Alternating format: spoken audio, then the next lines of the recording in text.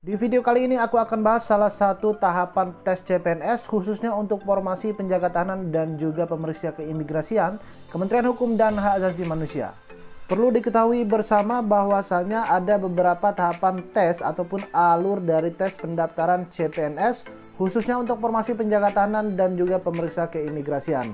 Di antaranya ada pendaftaran online, verifikasi berkas asli, SKD-CAT, SKB yang terdiri dari kesemaptaan dan pengamatan fisik, wawancara, dan juga uji keterampilan. Jadi di video kali ini aku akan bahas alur tes verifikasi berkas asli untuk formasi penjaga tahanan dan juga pemeriksa keimigrasian Kementerian Hukum dan Hak Asasi Manusia.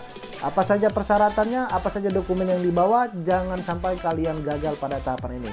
Simak videonya sampai selesai.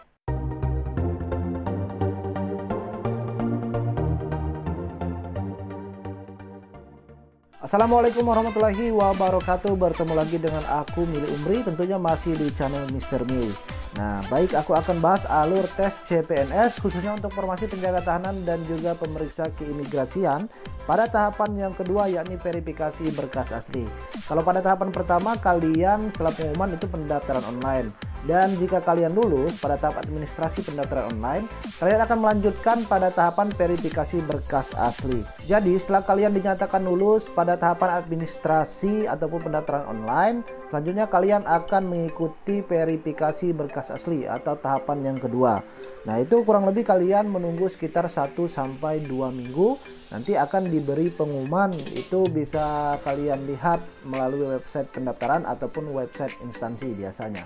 Nah, di sana kalian akan melihat nomor registrasi kalian saat daftar akun di SSCN, dan juga ada nama, ada juga tanggal, hari, jam, dan sesi keberapa saat kalian nantinya melaksanakan verifikasi berkas asli dan ukur tinggi badan. Nah, di pengumuman tersebut selain nama kalian, tanggal, hari, jam, ataupun sesi keberapa nantinya kalian melaksanakan verifikasi berkas asli, di sana juga biasanya akan tertera di mana ataupun lokasi nantinya kalian akan melaksanakan verifikasi berkas asli dan ukur tinggi badan. Dan juga itu biasanya diberitahu pakaian ataupun baju apa yang kalian kenakan saat nantinya kalian mengikuti tahapan tersebut.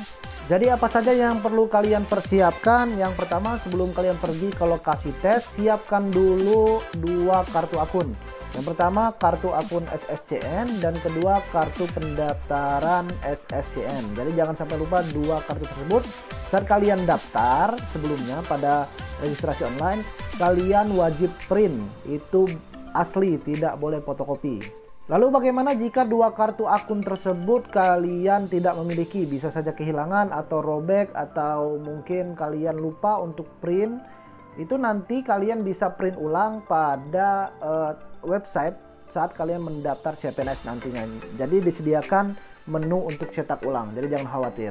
Nah, setelah kalian sampai ke lokasi tes pada hari yang sudah ditentukan, kalian akan mengantri untuk mendaftar atau mendaftar ulang dengan menunjukkan kartu pendaftaran SSCN dan juga EKTP. Bagi kalian yang belum memiliki EKTP, bisa juga menggunakan surat keterangan sudah melaksanakan perekaman EKTP dari Disdukcapil. Dan kalian nantinya akan mendapatkan form checklist.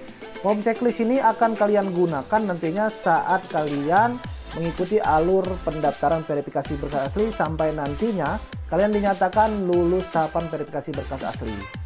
Setelah pendaftaran ulang dan kalian mendapatkan form checklist, selanjutnya kalian akan dipanggil untuk melaksanakan ukur tinggi badan. Dan jangan lupa untuk tinggi badan, persyaratan untuk formasi Kemenkumham, formasi penjaga tahanan dan juga pemeriksa keimigrasian itu untuk cowok minimal 160 cm dan cewek itu 155 cm. Nah, terus ada yang tanya, Kak, apakah benar untuk ukur tinggi badan itu dikurangi 2-3 cm? Sebenarnya nggak ada ya untuk penurunan tinggi badan sampai 2-3 cm. Mungkin saat kalian mengukur di luar atau di rumah sakit, mungkin untuk standar ukuran meternya itu mungkin belum diverifikasi ataupun belum dikalibrasi, sehingga standar yang ditentukan itu belum sesuai dengan standar nasional yang digunakan pada saat tes.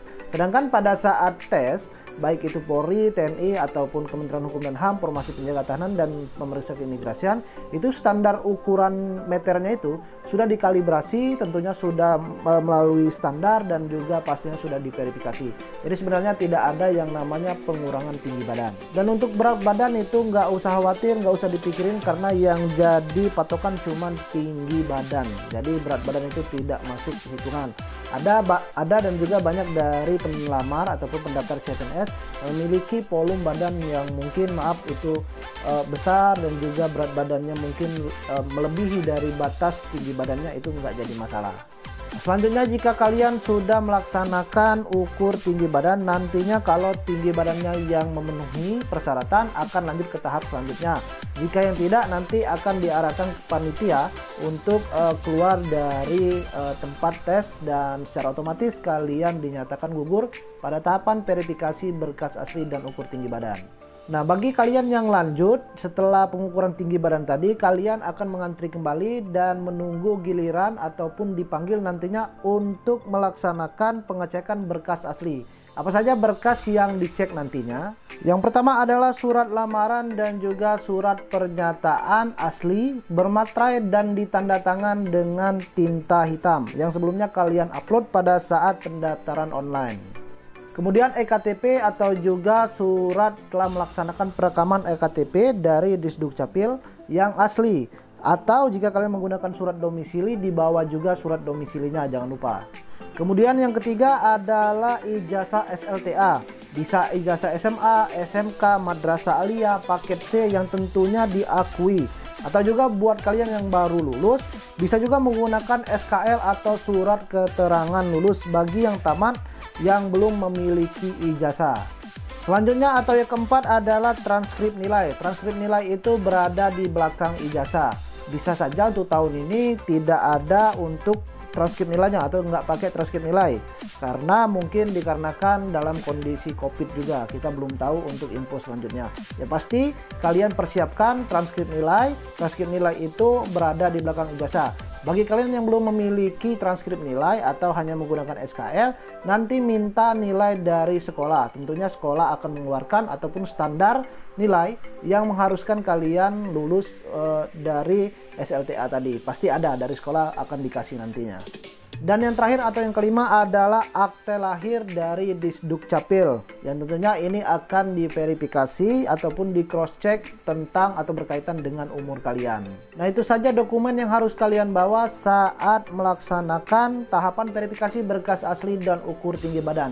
Dan sekali lagi, ini merupakan gambaran berdasarkan dari tes tahun lalu. Siapa tahu untuk tahun ini masih sama, walaupun nanti ada perubahan kita juga belum tahu. Yang pastinya kalian persiapkan berdasarkan dari pengalaman-pengalaman ataupun dari tahapan-tahapan pada saat tes sebelum-sebelumnya. Tapi jika kalian lalai ataupun lupa membawa dokumen-dokumen tersebut, ataupun ketinggalan ijazah ataupun ketinggalan KTP asli, karena yang pastinya yang dibawa itu semua dokumen harus asli, nggak boleh fotokopi. Yang pastinya nanti panitia akan memberi kebijakan, itu tergantung dari kanwilnya masing-masing. Biasanya akan diberi rentang waktu ataupun tenggang waktu sampai hari ataupun sampai hari itu kalian atau sesi itu saat penutupan, biasanya jam 6 ataupun jam 8 malam. Itu tergantung dari kanwil dan juga dari panitianya. Makanya sangat penting untuk kalian mempersiapkan dokumen-dokumen dari jauh-jauh hari sebelum nantinya kalian melaksanakan verifikasi berkas asli. Yang pastinya semua dokumen itu harus asli, nggak boleh fotokopi. Sekali lagi, nggak ada yang namanya fotokopi ataupun yang udah dilegalisir. Semuanya harus asli dokumen tersebut.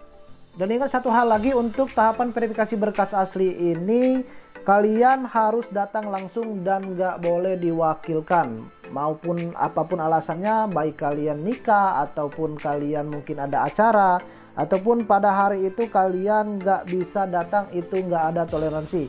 Dan juga nggak bisa kalian mengundur ataupun lari ke hari berikutnya. Misal kalian tes hari Senin, tetapi kalian nantinya datang pada hari Selasa.